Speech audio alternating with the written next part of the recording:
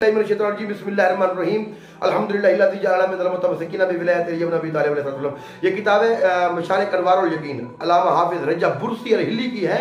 इसमें सरकार दज्जाल के बारे में इरशाद फरमा रहे हैं कि कौन से लोग होंगे जो दज्जाल पर ईमान ले आएंगे, और ऐसे लोग कौन बदबख्त होंगे जो मर भी गए तो अल्लाह उनको फिर जिंदा करेगा ताकि वो दज्जाल पर ईमान ले आए।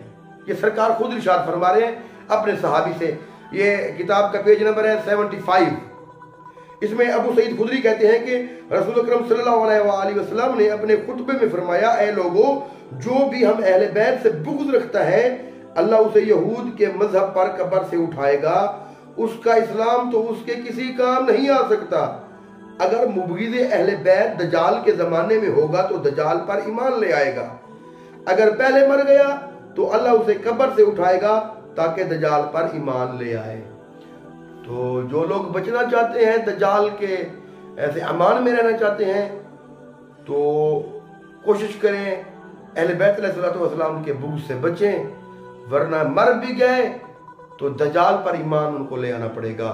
अल्लाह उनको कब्र से उठाएगा कि ताकि वो दज्जाल पर ईमान ले आए। ये आका करीम का फरमान है।